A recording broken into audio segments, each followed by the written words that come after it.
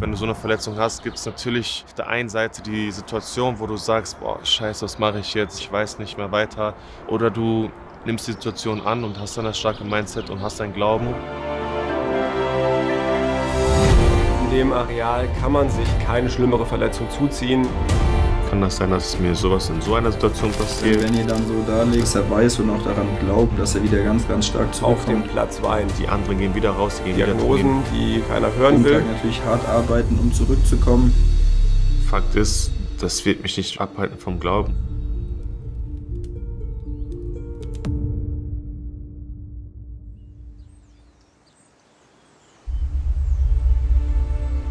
Vertraue auf den Herrn, dein Herz sei stark, sei mutig und vertraue auf den Herrn.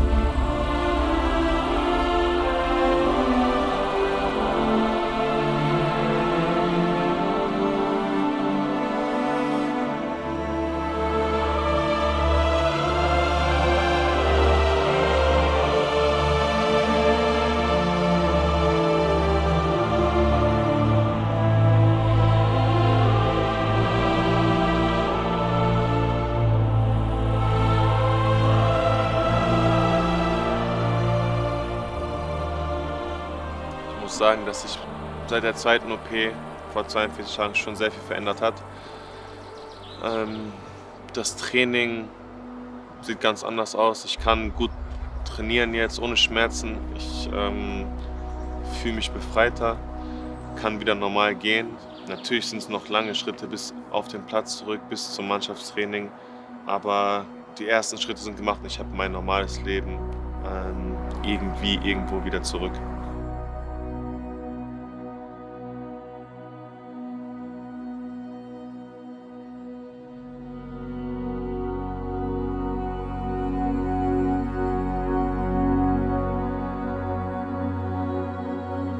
Dieser Mensch ist vielen Menschen wichtig. Benny ist so eine Schlüsselperson, was in der Mannschaft betrifft, weil der verbindet halt vielen Seiten, einfach mit seiner Laune, der Art, wie er halt so ist. Und er geht mit einigen schwierigen Themen sehr offen um. Das ist was ich an ihm auch so schätze. Natürlich eine absolute Unsicherheit, wenn es so eine große Verletzung dann vorkommt. Nicht im Sinne von, ich habe unbedingt Angst. Ich würde es nicht so in die Richtung schieben. Es ist einfach eine Ungewissheit, wo er sagt, okay, ich habe so viele Sachen in meinem Leben gemeistert, ich bin so weit gekommen, aber das ist mir neu. Pete und ich haben echt ein gutes Verhältnis. Ist es dann natürlich so, dass du dann das Gespräch suchst mit ihm. Da habe ich relativ häufig gemerkt, wie viel eigentlich auf dem Herzen liegt, was sich irgendwie so ein bisschen angeschaut hat. Und ich habe halt das Gefühl, wenn du dann jemanden hast, mit dem du einfach drüber redest, wenn du Sachen los wirst, wenn du einfach nur von deiner Seele erzählen kannst und das einfach alles loswerden kannst, dass dir das schon helfen kann. Fußballer, die es wirklich weit geschafft haben, die sich damit schwer tun, weil die einiges in ihrem Leben auch alleine erreicht haben. Und jetzt auf einmal sind sie wirklich auf andere Menschen zugewiesen. Und das zu akzeptieren, dass das komplett okay ist. Okay, jetzt bist du ein Gang tiefer. Ich darf schwach sein, Hilfe suchen.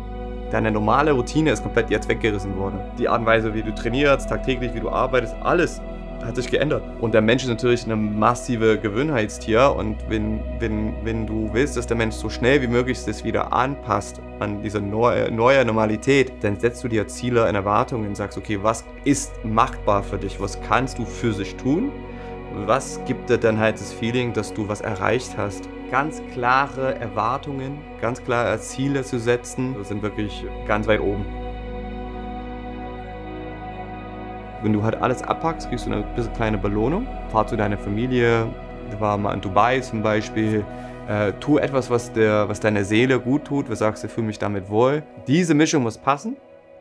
Arbeit, Arbeit, Arbeit, kleine Belohnung, neue Routine, neue Erwartungen.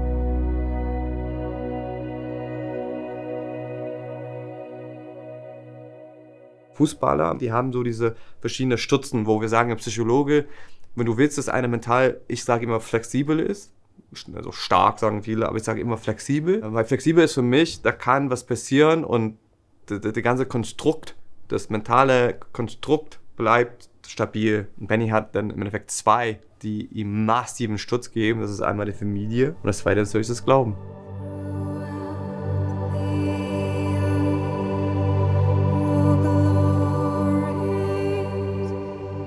Ich sehe mich, wenn ich an Benny denke, als jemand, der einfach an seiner Seite sein möchte. Wir leben in einer Welt, wo man nicht alleine ist, aber trotzdem einsam sein kann in seinen Kämpfen. Finden wir immer wieder im christlichen Glauben, Psalm 23, einer der bekanntesten Verse, die wir in der Bibel finden, ist, da heißt es ja, und ob ich schon wanderte im finsteren Tal, fürchte ich kein Unheil, denn du, Herr, bist mit mir. Christsein bedeutet nicht, dass keine schlimmen Dinge passieren, wie jetzt mit der Verletzung, aber ich weiß, dass ich in dem nicht alleine bin, sondern ich weiß, ich habe jemanden an meiner Seite.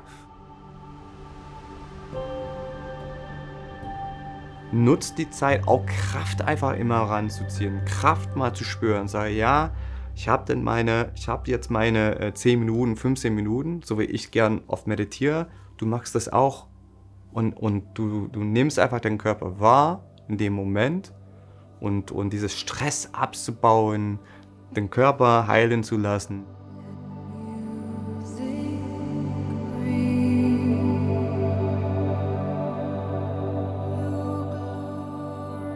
Wir hatten dann natürlich verschiedene Ziele gesetzt, was Beweglichkeit angeht oder was Kraft angeht. Und einige waren dann grünes Licht und eins weiter nicht. Und was natürlich mit dem Mensch passiert bei so einer langen Geschichte ist, ich habe hier vielleicht 10 grüne Lichter und nur einer leuchtet hier gelb oder selbst, also rot vor allem, aber selbst gelb. Und ich gucke gar nicht darauf, dass die 10 alle gut sind. Ich gucke, oh, aber deiner, der ist nicht so gut. Es gibt einen Psalm 103, lobe den Herrn meine Seele und vergiss nicht, was er dir Gutes getan hat. Manchmal müssen wir uns selber an das Gute erinnern, weil es ist so leicht, das Schlechte herauszufinden. Schau mal das ganze Bild an. Und die Arbeit mit Benny war zum Beispiel zu sagen, guck mal an diesen Timeline, wo du jetzt bist, wo du jetzt bewegst. Ah, jetzt bist du hier, das hast du alles schon hinter dir. Guck mal, wie weit du gekommen bist. So minimale Kleinigkeiten, aber boah, da bist schon einige Wochen gegangen, da hast du schon einiges erreicht, hast schon einiges getan. Ich glaube, er erinnert uns, immer wieder auf das Gute zu schauen. Das Gute im Leben, das Gute in anderen Menschen zu schauen. Ich glaube, deswegen ist Benny, wie er ist, weil er sich selber trainiert hat, immer wieder sich an das Gute zu erinnern, was Gott schon getan hat in seinem Leben, in seiner Familie. Und das wiederum dann Kraft gibt, auch für den Moment da durchzugehen.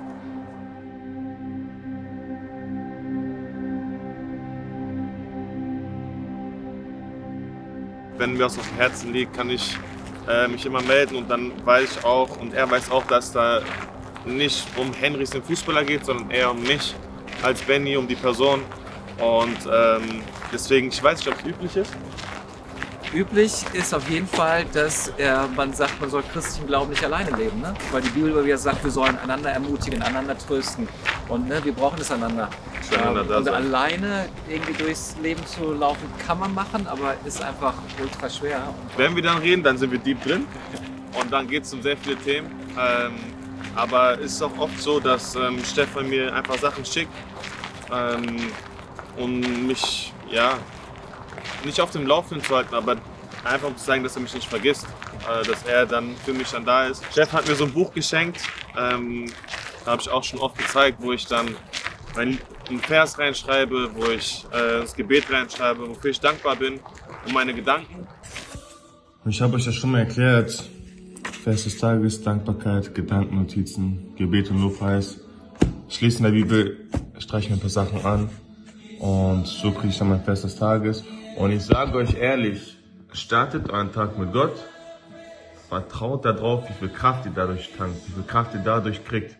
Heute ist DFB-Pokalfinale. Ich bin unnormal heiß, ich habe richtig Bock und ich nehme euch wieder mit heute. Ich habe so Bock, ihr könnt euch das nicht vorstellen. Letztes Jahr haben wir hier im Pokal gespielt gegen Freiburg und es war so ein geiles Spiel, eines der besten Spiele, die ich in meiner Karriere hatte. Eines der emotionalsten Spiele, die ganze Familie war da, alle Freunde und das ist dieses Jahr wieder so. Die haben wir das hier hingelegt ins Hotel mit, ich weiß nicht, wie gut ihr das sehen könnt, Psalm 45, Vers 4, auch noch hier mit reingelegt. Und bei mir ist es sowieso so, ich wollte gerade Bible Studies machen, das heißt Bibel lesen, mir was aufschreiben und mich bedanken dafür, dass ich hier sein kann, meinen Traum lebe und heute vor Millionen von Menschen spielen werde. Ist nicht selbstverständlich. Um euch einen kleinen Einblick zu geben, heute User 1, Vers 9. Ich habe es dir gesagt, sei stark und sei mutig. Lass dir keine Angst einjagen. Lass dich nicht einschüchtern, denn Jahwe, dein Gott, steht dir bei, wo du auch bist. Als er in Monaco war, hat er immer so eine Stelle gehabt auf einem Berg, wo er hingegangen ist und hat dann angefangen, dort so Dinge aufzuschreiben, zu reflektieren, was gerade in seinem Leben passiert. Eine Sache, die sich immer durchgezogen hat, war Dankbarkeit. So, weil dass er immer wusste, okay, das, was ich erlebe, ist nicht normal. Das ist was Besonderes und auch wenn es Höhen und Tiefen und Veränderungen gibt, ich kann dankbar sein in allen Dingen.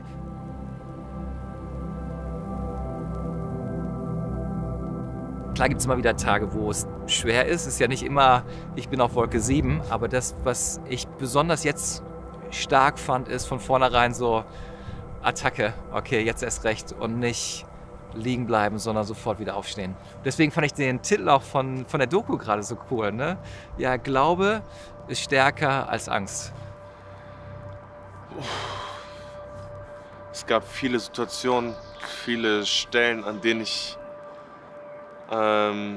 natürlich Sorgen gemacht habe, wo ich Zweifel, weiß ich nicht, wo ich mir Sorgen gemacht habe, wo es hieß, ja, mit Geduld und das wird schon wieder besser werden und ich trainiere und wenn du so ein Auf und Ab hast die ganze Zeit und du andere Erwartungen hast, ist es schwer zu akzeptieren, dass du dann eine zweite OP brauchst. Es ist schwer zu akzeptieren, oder das auch zu verstehen. Und dann fängt an, und das ist natürlich, du kannst niemandem sagen, tu das nicht, zu vergleichen. Ich kenne aber einen anderen, der hatte gleiche Verletzung, der ist schon vor 2 Wochen, der hat es schon getan. Ich noch nicht, warum? Und ein anderer, der hat es schon vor 3 Wochen halt mal hinbekommen. Sagt, okay, aber es gibt, was du vielleicht nicht weißt, es gibt 1, 2, die 2 Wochen mehr gebraucht haben oder 3 Wochen mehr gebraucht haben. Allerdings, wir sehen uns als Menschen, wir wollen immer, das sind die Ausnahme halt sein. Und es ist auch verständlich, dass Ausnahmefußballer, die auf diesem höheren Niveau spielen, denken, die sind auch ein bisschen die Ausnahme. Das hat nichts mit deiner fußballerischen Kompetenzen zu tun. Das ist einfach dein Körper.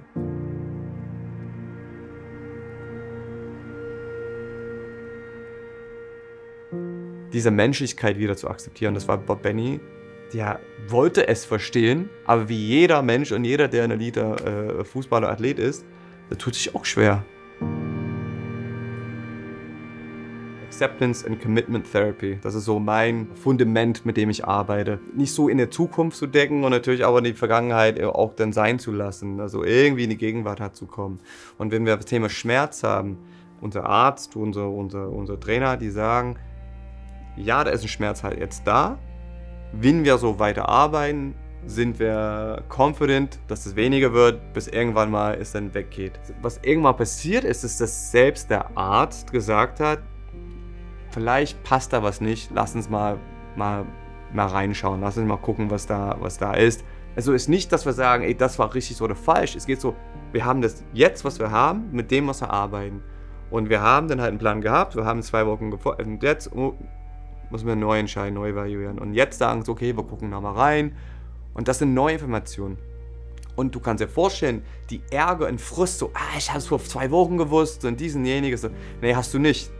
Ich wurde gestern operiert und ich habe in der Bibel gelesen, beziehungsweise ich kriege immer den Vers des Tages und wir sind 2 Verse so noch in den Sinn gekommen. Einmal ist es Philipper 4, Vers 13.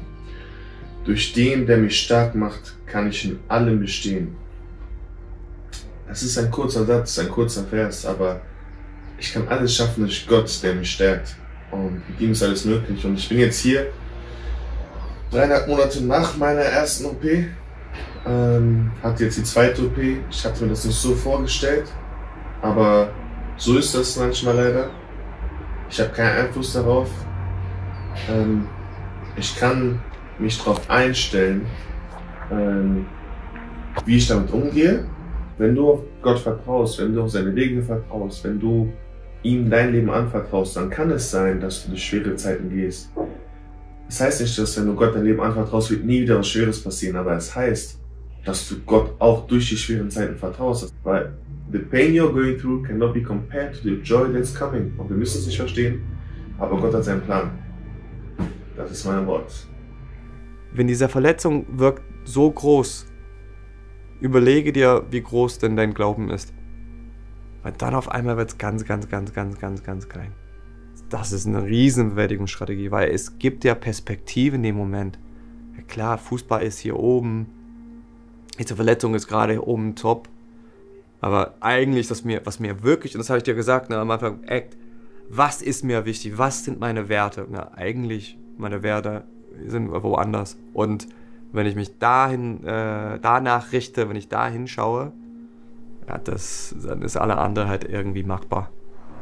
Weißt du, wir sitzen jetzt hier, machen das Interview und ich kann mich hier ganz normal hinsetzen, kann ganz normal zum Auto gehen, kann wieder Auto fahren.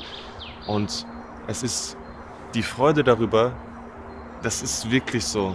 Die Freude darüber ist viel größer als der Schmerz, den ich damals durchlebt habe. Zum Beispiel, als ich dann auf Krücken war, als ich das alles durchlebt habe. Man freut sich umso mehr, man weiß es umso mehr zu schätzen.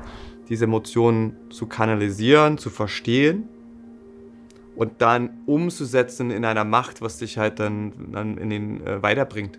Wo du halt merkst, okay, geil, stimmt Pete, jetzt kann ich mich einfach besser bewegen, jetzt kann ich schmerzfrei gehen, jetzt geht es viel schneller voran. Thema Selbstvertrauen, Selbstbewusstsein. Ja, das kommt dann einfach mit jedem kleinen Schritt. Jeder kleine Schritt, den ich gehe, ey, jetzt kann ich das, jetzt kann ich das, jetzt kann ich das.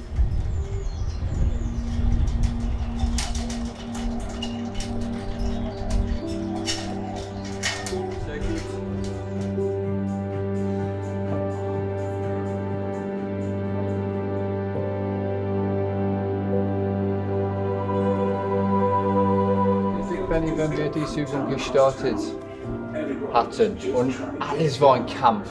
Yeah, sure. Aber jetzt, meiner Meinung nach, du musst mehr Zeit in dieser Position bleiben, okay? Yeah. Auch in deinem Haus, nur 1 Minute, just da.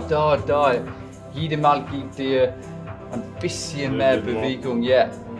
Das erste Mal ist nur ein Kampf und sehr gut, okay? Okay, Benny, wir laufen mit deinen Schuhen bitte, okay?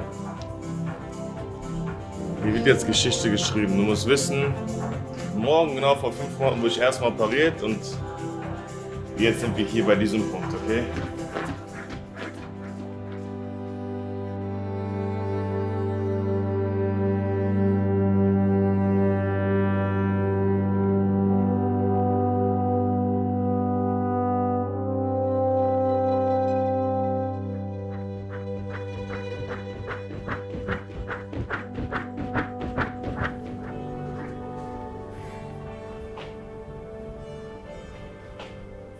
Kannst du das? Ja, das erkennst du. Ja. Hier ist so ein Mix aus Kraftdefizit und Kopf. Sich einfach zu trauen zu springen. Ja, ich glaube nicht, dass was passieren würde, aber so ist das halt. Wenn man sich einmal die Achillessehne reißt, dann spielt der Kopf eine große Rolle.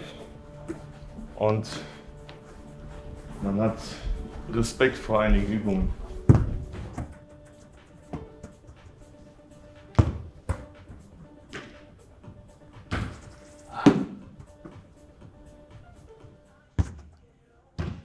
Ich glaube, das ist gut zu wissen, wenn du ein Umfeld hast, das dich pusht, dass du ein Umfeld hast, das immer für dich da ist.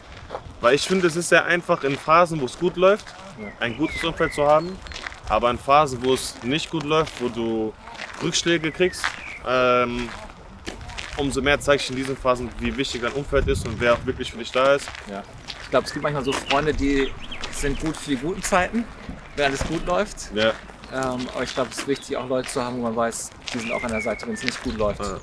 Also auf die kannst du echt verlassen. Ich habe so viele Leute haben mir geschrieben, wenn was ist, Bruder, ich bin da für dich, wenn du was brauchst, ich helfe dir. Und es war halt diese eine Nachricht an dem Tag von der Verletzung. Und dann hörst du nichts mehr. Und dann habe ich seitdem nie was von denen gehört. Unterstützendes Umfeld. Guck, dass du Leute um dich rum hast, die halt dich supporten, die dich pushen, die Verständnis für deine Verletzung haben. Nicht unbedingt, die müssen deine Verletzung nicht verstehen, aber Verständnis für dich und für deine Emotionen. Das ist ein massives Plus. Zweitens, bleib dem Prozess treu. Wie gesagt, Progression before Perfection. Wirklich Schritt für Schritt.